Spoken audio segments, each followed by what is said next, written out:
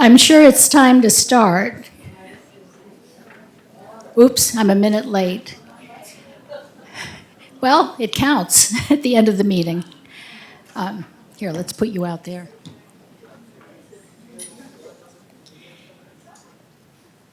So the first thing we do have to do today, since we didn't do it on Thursday, is to review and approval amendment of the minutes, either as is or as amended. Alicia? Okay, and Esther, second. Is there any discussion? Corrections to the minutes as they stand? John? No? Okay. Then all those who wish to approve the minutes, raise their hand. Are any hands down? Nope, I don't think so. Okay, so the minutes are passed. And we can go on to the committee presentation for this week, which is Esther for the dining committee. You need a mic? I think I need a mic. Hi, everybody.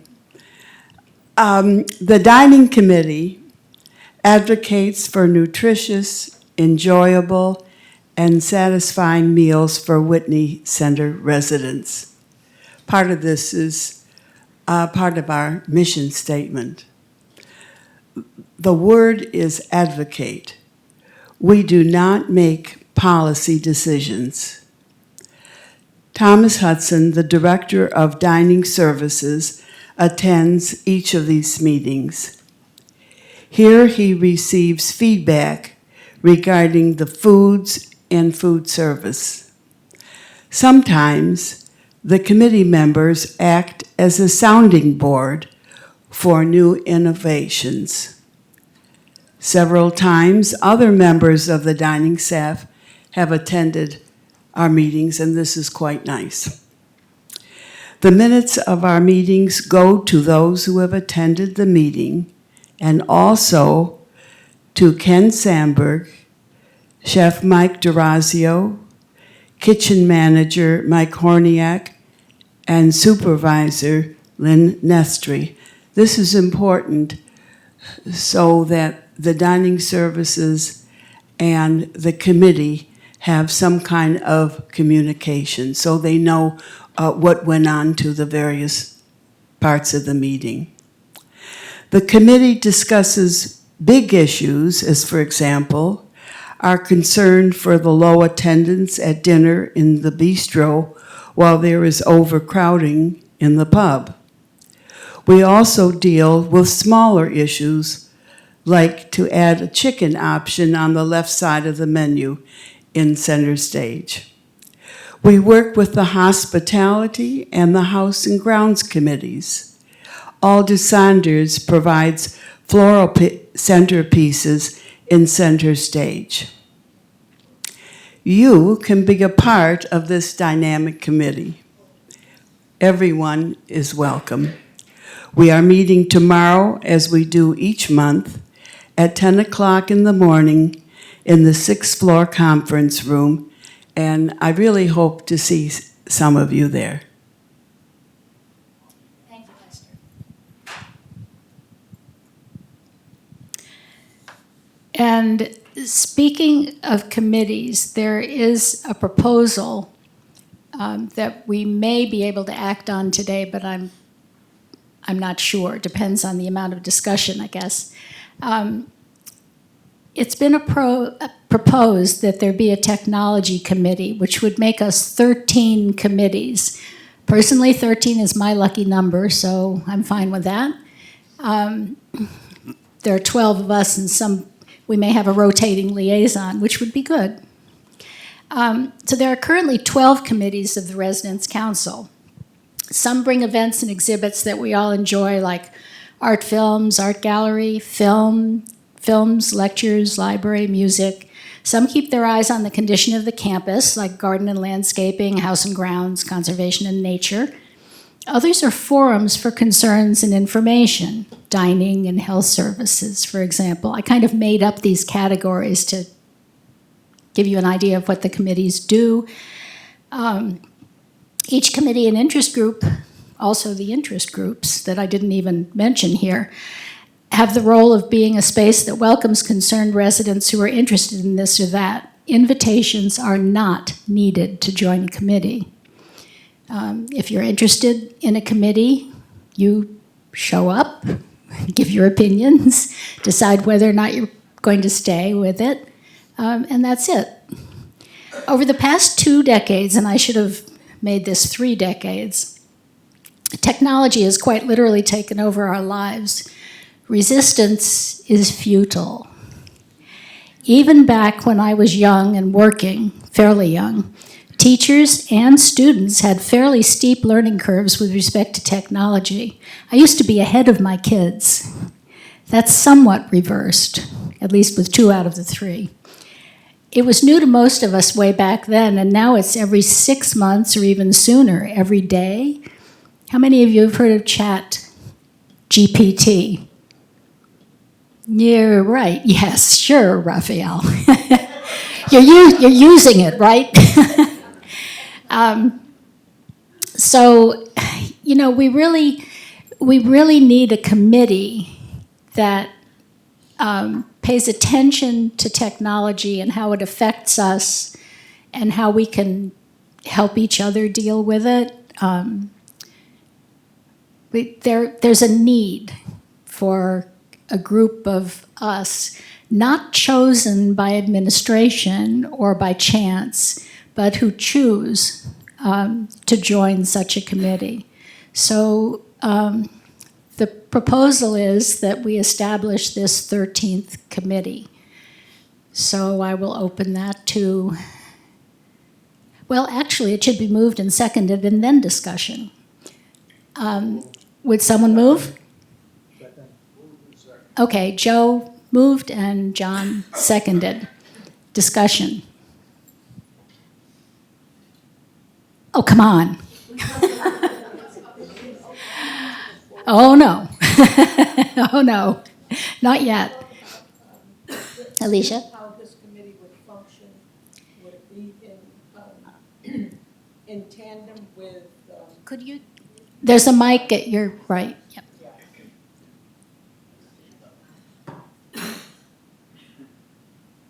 would it,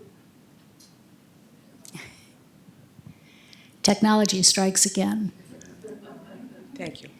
Would this be different than the clinic type of the thing that Herb runs on Mondays? Yes, we wouldn't be a teaching committee, although I can almost guarantee that he would be on the committee in some, yeah. And we might, I'm not sure how it would function with respect to his clinic, but that's a separate thing. Right. I'm thinking that it might be, I shouldn't even give my thoughts. It might be what the people who decide to join it decide it's going to do, but I'm thinking of it more like the Health Services Committee or the Dining Committee, where people express their concerns with what's happening, like K4 versus print, just for a dramatic example. Things that happen that we need to keep track of or keep up with, and yet it's hard for us. I don't do change very well anymore. So I would like to see someone from IT, obviously, on the administration there always, but also someone just like Ken, for example, the administration there, because I think what you'll get is points of view and concerns that are not necessarily ones that have to go to IT, but are ones that the administration further up needs to be aware of. Okay, so there are a couple of ideas. As the years go by, and as younger people, at least younger to us, tend to move in, they will be more and more accustomed to and used to using technology. And I think that therefore, this will become more important as the years roll on. Thank you. Yeah, exactly. It's extremely important. I mean, as people come and look at us, if we're still pinning things to bulletin boards as our main source of communication, and of course we're not, but if we were, they might think, who are these people anyway? So, but as I said, the people who decide to come to the committee, and I should give you a contact person, which would someone down the line there like to be the point person for collecting names for this committee? Yes, John, that's perfect. If you're interested in joining that committee, email John Tully, who looks at his email, knows it's there, can even read attachments. And that's how the committee will be put together if it passes right now. So, not seeing any more hands up down the line. John? Yeah. Let me just comment that I don't think we need to expand the residence council. We don't have to have a one-to-one correspondence, so. Okay, have two- yeah, the point being that there are 12 committees and 12 of us. And if there are 13 committees, do we need a 13th person at the table, right? I think one of us can do double duty as a liaison to a committee, or we can just roll it down the table. You know, March is your month, April is my month, February is whoever's month. I'm going backwards. I would like to see this as, to start out as a special interest group with administration present on this committee to see how it goes first before we make it a standing committee. And maybe that's not a good idea, but I'd like to see how this would evolve for a little bit. Does anyone else have a comment to that?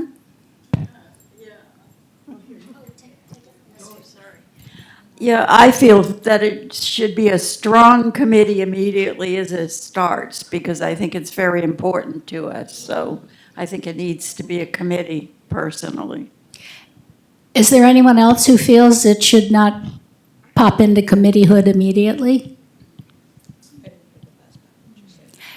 Does anyone else think that it should start as an interest group and not a committee?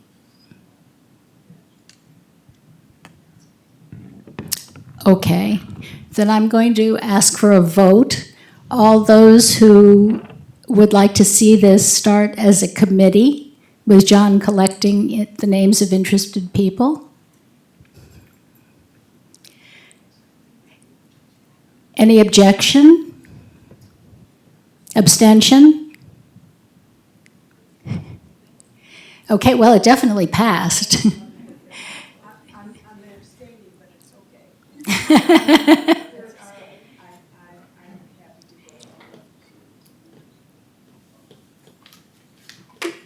Okay, so on the vote of a committee, you're abstaining? Or voting no? But it's, I would like to see it as an interest group. I would like to see it first as an interest group. okay, so there are 2 noes and 10 yeses, excepting, I think Esther abstained, is that? Okay.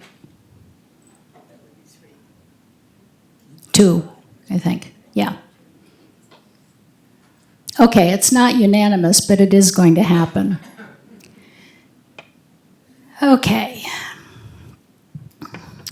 What else is going? Oh, and also along the same lines, there was small group of people who went around to the elevator banks to see where to put screens. And that's what made me think that sometimes when administration wants something done that's of a technology sort, they pick people that they know are interested. Whereas if we had a committee of people who were self-chosen to be on that committee, there would be people from us, not from them, if you know what I mean. Not that I'm being critical, because that was the only way to go, but it gives us more of a presence in discussing technology things. This was fairly straightforward because those elevator screens need to go in a place where people tend to see them when they get off the elevator and where there's access to electricity. It's the one thing that can't float through the air yet.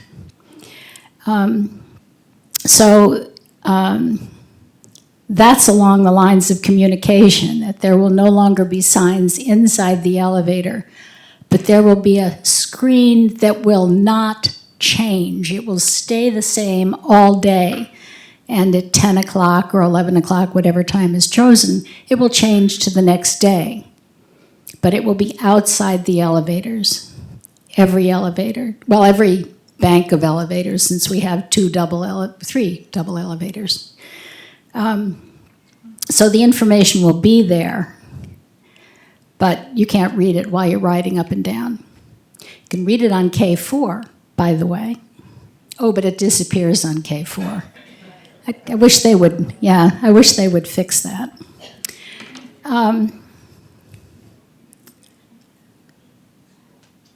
Okay, although the resident phone directory has been printed, the intent really is to move everyone to K4. So if you want to get the print directory, you are going to have to request it. And I'm keeping a list of people who are emailing me. The liaisons, I trust, are keeping a list of the people who are contacting them, so that we can do that in a reasonable way. But what we hope is that between now and next October, more and more people will become comfortable with K4. So I think that we should all express our appreciation to Lynn and her group of workers that created that photo directory for us, because I know so many of us had said that we really needed one and really wanted one. And so I, for one, am very pleased to have it in my apartment, and I think we should all express our appreciation. Thank you.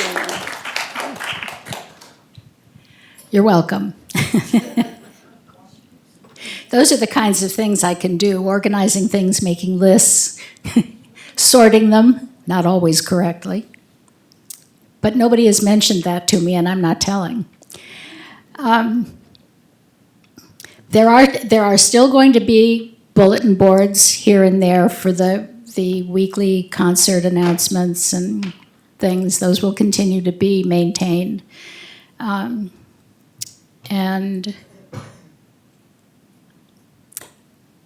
actually, there was a request for a place to put a classified ad. Someone was getting rid of a small desk, and was wondering where to post it. And we don't really have a place for that. It's something to think about. I'm talking all the way across the room here. Those kinds of things tend to be messy, but they're useful. Okay, so I'm going to pass, not literally this mic, but to John Tully.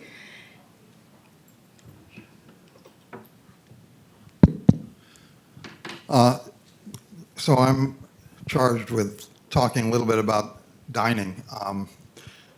Lots of residents have lots to say about dining and what we should do. It was very encouraging to hear Thomas Hudson's vision for the future.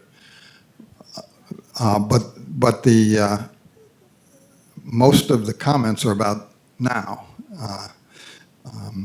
So one in particular that comes up a lot is the center stage is supposed to be our fancy restaurant type place, and it has tablecloths and flowers, but it has all these boxes lined up against the wall and trash in the corner, which doesn't fit in with the spirit of what the center stage is supposed to be. Another issue that comes up, maybe with differing opinions about it, is that the menu in the pub and the bistro is basically the same. In fact, in the pub it's somewhat better because you can choose your own. You get your own food. You get desserts. You get salads and rolls, etc. And so it's not surprising that the pub is overflowing with people, and the bistro at dinner time is pretty empty. So the question is, when are we gonna have different menus, have more pub-like menus like we used to have at the pub, and have the complete dinners at the bistro with an expanded menu like we used to have. Things that are popular like bistro burgers and pizza or flatbread and there are many other things that, and so this will be a continuing issue, of course. But lots of people are making suggestions or complaints, etc., and keep them coming. I mean, that's what we're here for.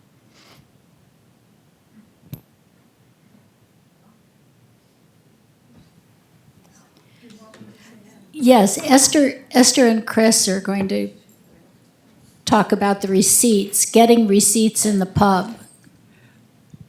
Well, do you want me to comment, John, on what you were talking about? I think that what you said was very important. And I also want to say that because we had the vision that Thomas had, which was wonderful and which we all liked, during the committee, we had our own vision of what we wanted for the here and now.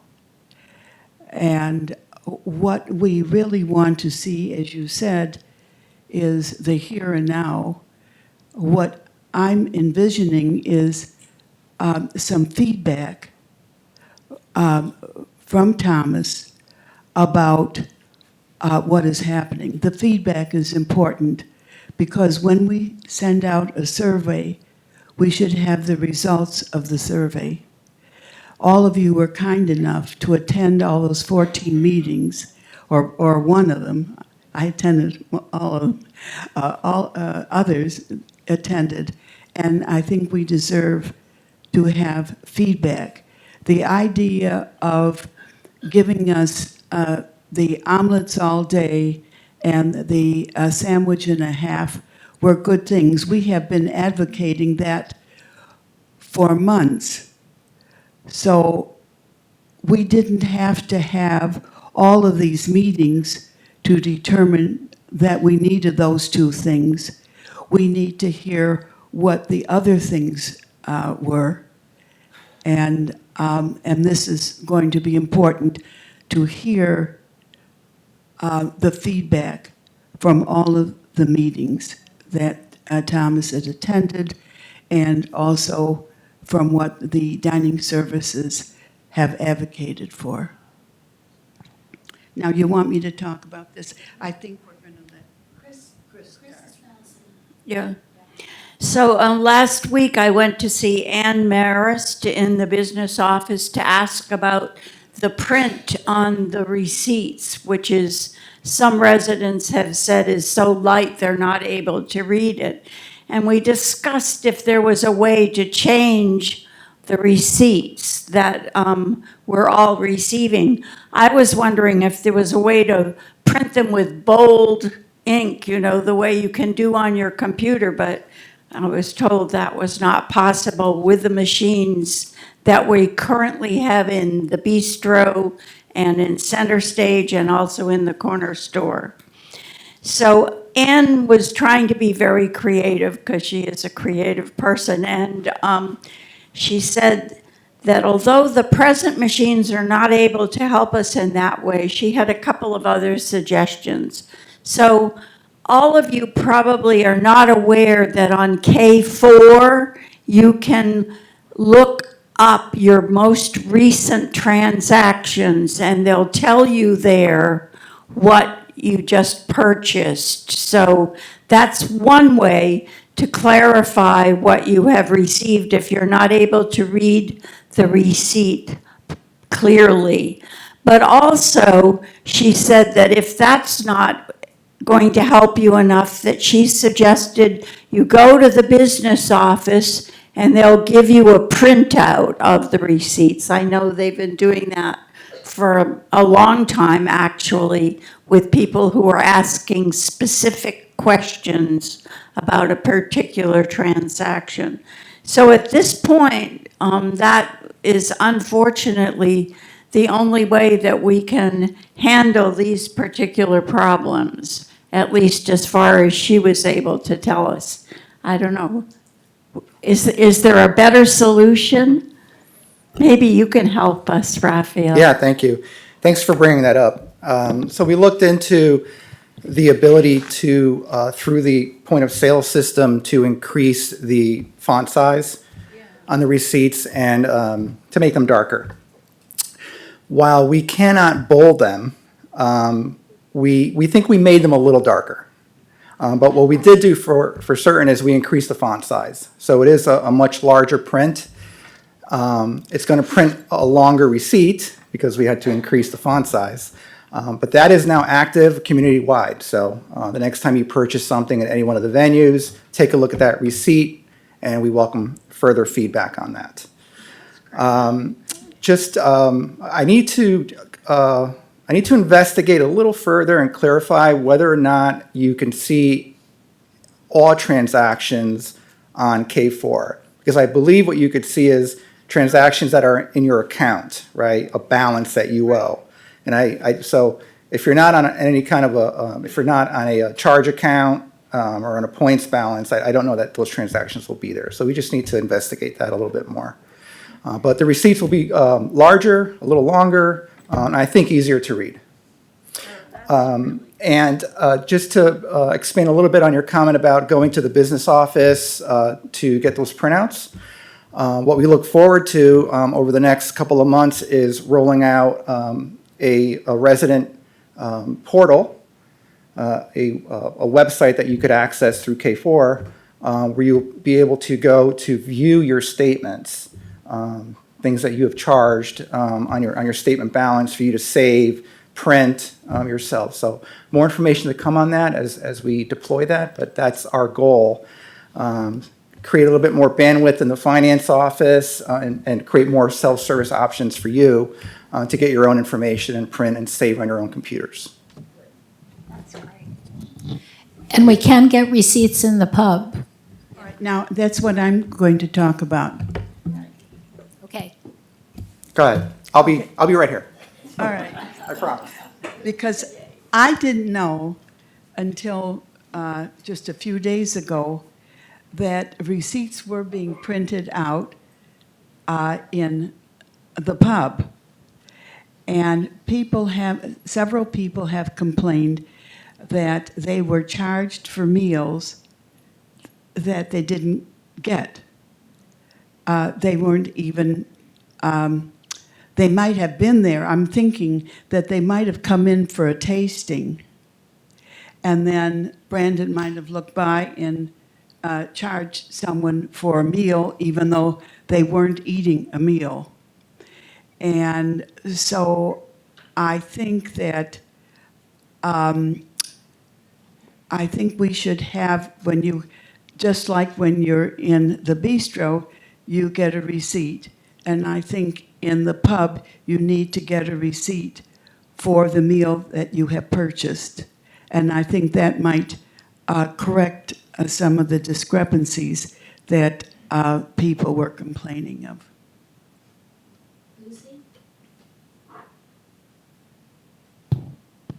After all this discussion, I've been asking for receipts in the pub, and you can perfectly readily get a receipt asking for it.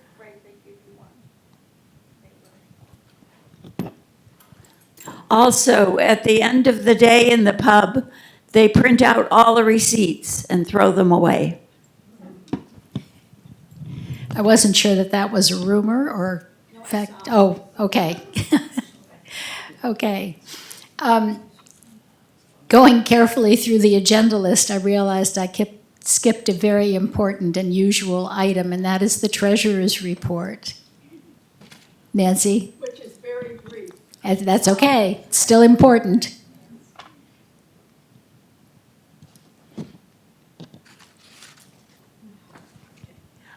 It's a very brief report.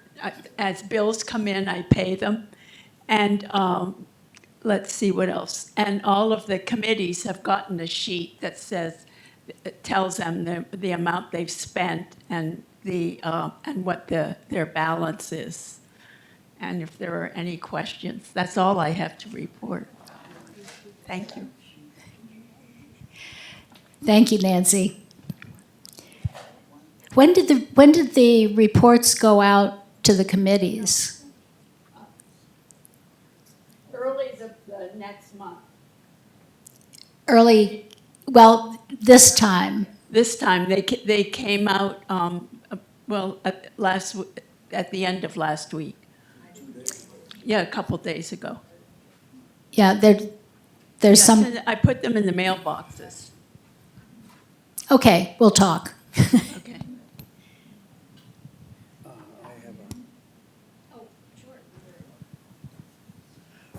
Maybe I'd like to ask Esther now for her comment. When you go into the pub, the way they know you're in the pub is they know you. So you walk in, you don't sign up, you don't do anything official at all, right? Right. I think it's a nice system that way. And that works very well. And it's a motivation for the staff to get to know the people who come in, and it's very friendly. Now, in order to get a receipt, that's going to make for more paperwork and more sort of formality. And yet, I think the informality of the pub is one of the things that attracts people to the pub. And one of the things I keep hearing here is the pub is so popular, we ought to change it.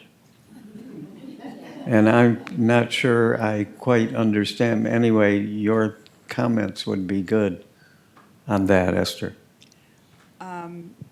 Well, I agree with you that it's informal and it feels good. It's like coming home and you're at a guest somewhere and nobody's asking for you to pay, even though you're going to be paying later. But the problem comes in when people are being billed for meals that they weren't even there for, or that they were in the room but they didn't have a meal. And so that is something that we need to consider. Not up to me, but for us to consider. The other thing is the question that you raised about being in the pub and having camaraderie, which is good because I love it there when we do that. We have a problem when we have a restaurant that's empty, pretty much empty at dinner time, and this is not something that we can discuss it, but it's really up to management to determine, do we want to keep the bistro without a lot of people there and having help there that are serving maybe a few tables? Or are we going to be in the pub and consider having an overcrowding of people so that the tables go into the living room? Or even making a construction outside of the pub in order to accommodate more people in the bistro? I would like to see good service happening personally. This is just me. I'd like to see people enjoying what it is that we can create a good atmosphere in the bistro so that people will want to go there. I think the idea of the half sandwich and the soup and the omelets are a way of attracting more people to the bistro, because the bistro is the place that, in my opinion, needs to be fixed. I think we should have a wonderful, warm environment at center stage in the pub and in the bistro. And luckily, we don't get to vote on that. We just get to express our strong opinion and hope that people are listening. Can I just add one? So it wouldn't create more paper, Steve, because they already print every one of the issues out. And if you'll notice, the bartender, when you come in, writes your name down in a journal. Imagine handwriting. Every time. He may write it down in a journal, Chris, but I never see him do that. Instead, he always has my wine ready for me, and I don't worry about the paperwork. And I think it's just fine the way it is. But something has to happen about people being charged for meals that they don't stay to have. That's, you know. Luckily, someone else has to figure that out. Where are we? Okay, I have a question about housekeeping that I've asked before. Because when it kind of rose up again last week, was it, or 2 weeks ago? And the question was, well, how many people did this happen to? And, you know, there was me and one other person and a third person who said, oh, no, everything's fine now. My question to you is just, don't comment, because that could go on forever. If you have had a housekeeper show up that you don't know, that wasn't introduced to you, if you have had no one show up for housekeeping, or if you've had some other issue with your housekeeper, not that you're upset with your housekeeper, but just something that went kaflooey with the scheduling, would you please raise your hand? What time frame? 2 weeks. Well, that's a few more than the three of us. But Barbara has sent out a memo that proposes a lot of solutions, and I think Ken is going to address that. It's Irene Miller, Harriet Cooper, and Al Agostinelli.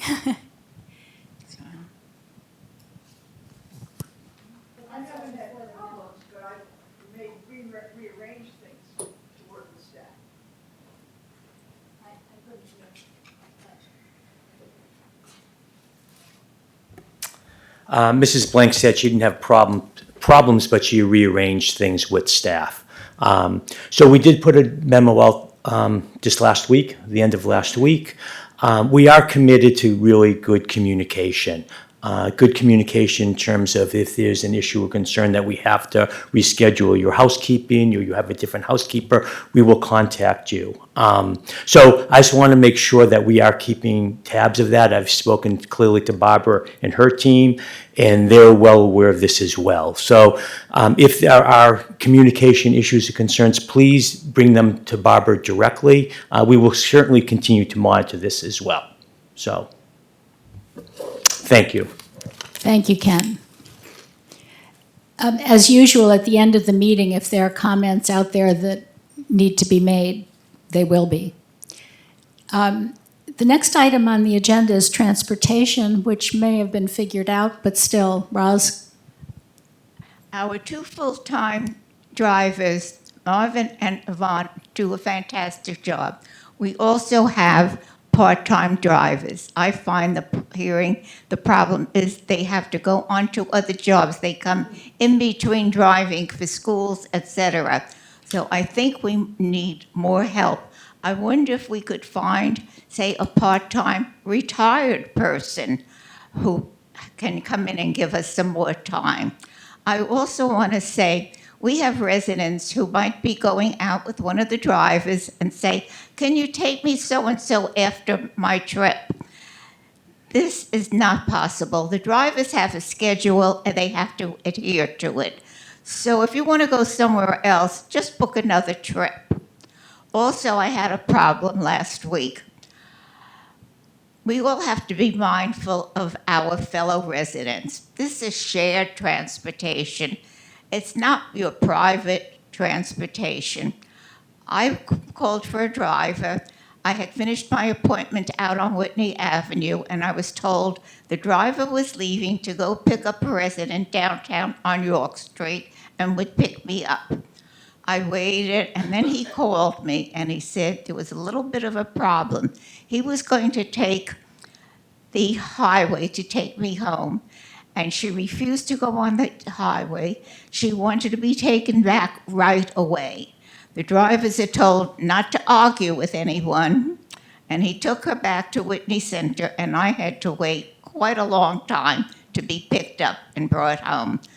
So we have to be considerate of our fellow residents.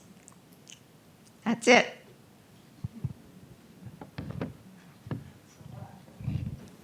Thank you, Roz. And hiring another driver is, you know, you have to pass that one on to administration. There was an issue about security. Someone came to the door at midnight, essentially. There's no one on the desk at the north desk from midnight until 8 in the morning. So she, actually the first thing I should say is always be sure you have your house key, your apartment key, because that key will let you in any time of day or night, just like it does all day. It will let you in the north and south desk, and I believe the north parking lot door will open, the door by the library will open, the employee door will open.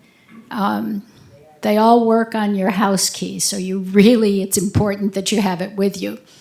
But if by any chance it falls out of your pocket or somebody pickpockets your wallet or whatever, when you get to the door, you can call the Whitney Center number 2699, which is 848-2699, or 203-848-2699, which is in my phone, by the way. That phone call should be forwarded to a walkie-talkie that someone on security is carrying, or every person carrying that walkie-talkie. It does require the person on the desk to take 2 steps that I don't really understand, but you have to forward the call to somewhere else, and then, I don't know the sequence. Do you know it, Ken? Yeah, thanks, Lynn, and thanks for bringing that to our attention on Friday. So I actually went and we took a look at our system. If you call 2699 directly, or 848-2699, it actually goes directly to our PERS radio. You don't have it. Yeah, and we can demonstrate at the town meeting. We can demonstrate that. It's when you call one of the main numbers, it gets forwarded, and then you have to press 1, and then it gets transferred to security. So the important thing is, if you do need our security after hours, call the 2699. It goes directly to a radio that they can answer. That's the important thing, and we can demonstrate that at the town meeting. Okay. Yeah, because, yeah. Yeah. And also important to know that carry your key, please. It's cold out there. The other thing that someone asked about was that the lighting behind the north building. Behind the north building, from the parking lot to the putting green, except part of that, well, no, that's dining room, but to the pub, in any event, is really very dark. I finally remembered to go out there to see what it was like on a night when the moon was not when it was cloudy. And the issue was that someone walks their dog back there, and we're all, you with dogs are told to please walk your dogs in the back of the building because the dogs leave little round circles on the grass all over the place in the front. But there's no easy solution to the lack of lighting in that particular stretch of the back sidewalk. It is simply dark, and it has been dark since 1979.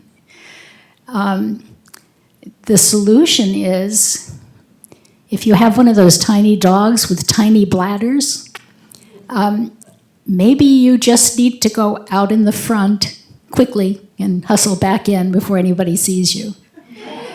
Because walking behind the building when it's dark is not a good plan. So,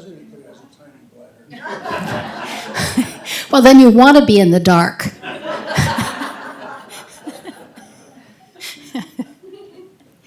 there a way that they would consider putting lights there? How much money do we have, Mike?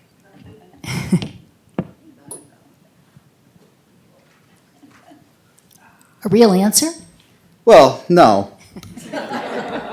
But the question was asked.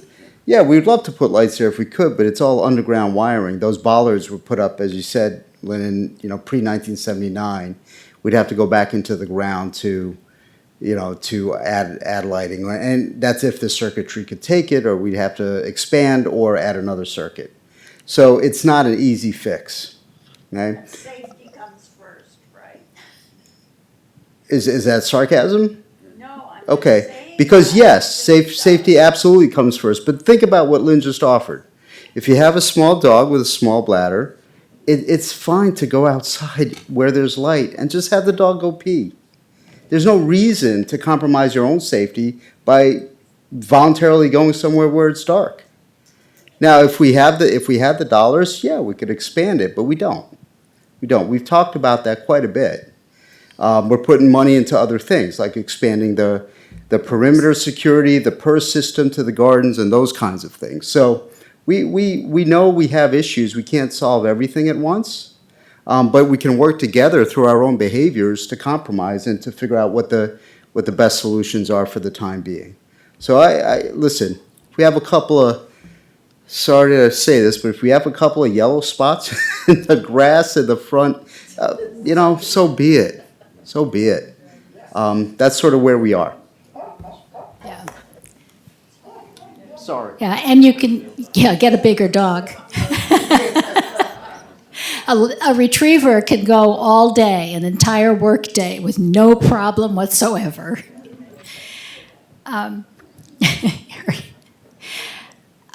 Is Peggy here? Oh, yes. Hi, Peggy.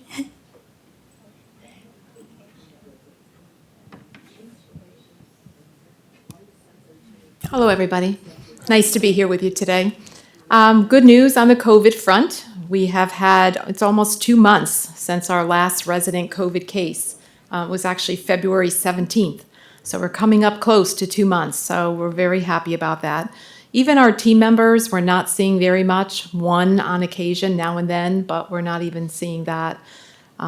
We're hoping, I think you all know that the pandemic, according to the CDC and the state of Connecticut, is officially being removed as a pandemic as of May 11th.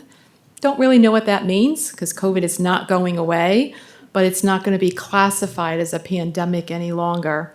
We're hoping in the near future we can remove our masks in the health center and in memory support as well, because those two areas have done exceptionally well throughout all of these years of not having many cases at all. So things are to come. It's always evolving as we learn more and more. I know people are always asking me about more COVID boosters. No recommendation at this point to get another booster. I think just about all of you have had the bivalent booster, which is the more current one, so you're in good shape. I think eventually we'll see that they'll recommend an annual booster, just like the flu shot. We've also had no flu, so we've done really well. So hopefully that will continue. The exciting news, though, that I want to just remind everybody, Michelle Pandolfi and I have been working along with Suzanne Apuzzo and Gretchen Jocelyn on a symposium. I've mentioned it a couple of times now at meetings. We're really exciting. It's all coming together. It started out with us thinking about community health services. What is it? What can we provide? What can't we provide? And it has grown into this symposium where we're going to be able to talk about a lot of topics. I brought the thought first to the healthcare committee, and the team of residents were very helpful, helping us develop how we should set this up. We were thinking of an all-day program, and then we quickly came to realize it would really be too much to pack in on one day. So how it's actually forming, from May 1st to June 1st, twice a week, we're going to have topics of interest, I think, to all of you. You'll have a pamphlet, hopefully by next week, that will talk about the different topics. You can pick and choose what you have interest in. And I think most of you will want to come to most of it because they're all pretty exciting topics. We have experts in the field to come and talk about different areas. We're going to be putting on some information as well. Michelle Stocking and I, hopefully along with Natalie, we're going to be talking about community health, what you can expect of nursing services in the apartments so that you know what we can and can't provide. We're having the liaisons come to talk about what they can do to support you in your apartments. And then we're going to go into a lot of, and I think I've mentioned this, more end-of-life-like discussions, which I know is tough to talk about, but I think the better prepared you all are, the better the transition for you at the end of time. And do it now while you're healthier and you're able to make decisions and not wait till the crisis moment of needing to make a decision. So a lot is coming your way during the month of May. It's going to be a jam-packed program for all of you. And we have some other interesting things that Michelle actually got for us. It's a little bit beyond my thinking. She's having somebody come to talk about a green burial. So it's going to be interesting topics as well, things that will expand your thought process for sure. So it won't be completely clinical. It's going to be pretty exciting information. So stay tuned for the pamphlet. It'll be out hopefully next week. What are this meeting going to be here? Yeah, most of them are right here in the Cultural Arts Center. We had a book, Suzanne was the mastermind behind the schedule. They're either 10 to 12 in the morning or afternoon. Some are 2:30 to 4:30, some are 2 to 4. So there's a little bit of everything for people to choose. And we did it, like I said, twice a week, so you can come to those that are of interest to you. And it's going to be some repeats on one point, no repeats. We're going to record it so that if you can't attend one and you really want to have the information, you'll be able to, Raphael will help us figure that piece out. But yeah, we're going to record each of the programs. So we do have some good clinical and non-clinical experts coming in to educate us all. Joyce, Peggy, excuse me. That's okay. Any guidelines with regard to masks in small meetings? Yeah, no longer necessary. Thank you. Yeah. Masks are optional if you feel comfortable or if you have a medical condition where you're immunocompromised, your white blood cell count is low, a history of cancer, for instance, I would wear one just as a protection. Otherwise, if you're not in that category, you do not need to wear one any longer. If you're not in the health center or at Meadow Mills. So those are the two areas that we still require masks.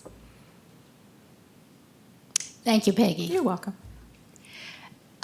Joe wants to bring something to the meeting from Conservation and Nature. Mike. The report that I want to give you is not one that I'm terribly happy to give. We have been working for many months attempting to make progress on the installation of solar energy into Whitney Center. Ken Sandberg and I, Nancy for a while, and now Greg, have been talking about this. And Ken and I have been working with with a solar energy group, and the report that they gave us last week was that it would not be worthwhile for Whitney Center at this point in time to install solar power. It's my personal feeling that eventually it's going to happen. But the reason it will not happen now, I guess, is a good reason, in that Whitney Center a few years ago negotiated a rate with their power supplier, and that rate is so low at this point that it would not be worthwhile to install solar. That particular rate, as I understand it, will probably expire sometime in 2024. And at that point, I think it'll probably be a different story. And we will continue to try to be continuously aware of what is going on there. And then not having anything to do with conservation, Arnie Heiser asked me to make a comment today, or to tell you that there is a speaker tonight, a gentleman by the name of Ellery Fromm, who will be speaking on the origins of fire use in human history. Mr. Fromm is a research scientist and lecturer at Yale University, where he's the director, and get this, because it's sure something I never knew they had, the Yale Initiative for the Study of Ancient Pyrotechnology. In any event, it should be an interesting discussion. Thank you. And given that fire was the original source of artificial, you might call it, heat, there was a link to conservation, right? Yeah, there you go. And I think, unless anyone on the council has further comment about anything that has been said or not said, that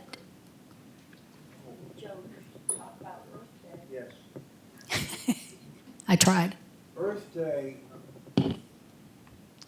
Earth Day this year is on April 22nd. And our committee is hoping to do and is planning to do similar to what we did last year. The first thing is that Flo McBride will be leading a bird walk, I believe, at 8 or 8:30 on the 21st. And as opposed to celebrating Earth Day on the actual day when it's being celebrated, which is Saturday, we are going to do it on the day before, Friday the 21st, because our staff some staff members will be participating, and they are not working on Saturday, so we're doing it in that fashion. And we are going to be having a pickup where we, just as last year, we walked around the neighborhood with trash picker-uppers, bags, and we'll be wearing a specific shirt that identifies us for what we are. And we hope to clean up the neighborhood by doing that to celebrate Earth Day. And I hope that a number of you will be willing and able to join us. More will be coming out on this very shortly.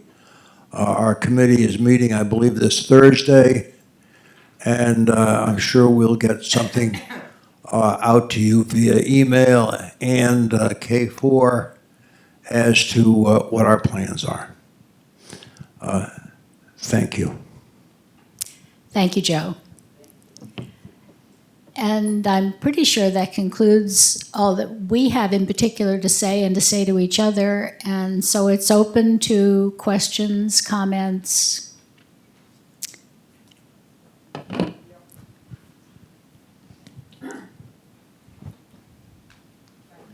Gay? I would like to make just two comments. Maybe it's only two. In regards to the dogs, I'm a firm believer that a dog, like a person, has to be educated or trained. It's the only time I use the word trained is for dogs. And I have said that I think that anybody who is interested in coming to Whitney Center should, number one, bring their dog from day one so the dog becomes accustomed to his new or her new home. Secondly, the dogs should be trained. Thousands of dogs in New York City and other cities seem to know that they have to go to the pavement. Why can't 20 dogs or so in Whitney Center be trained to use even the driveway or the pavement? So I don't see any excuse for using the grass. Okay, that's number one. Okay. Number two, in the private dining room I went today, still hoping I might find a place for the baker's rack, but nonetheless, Thomas does have a long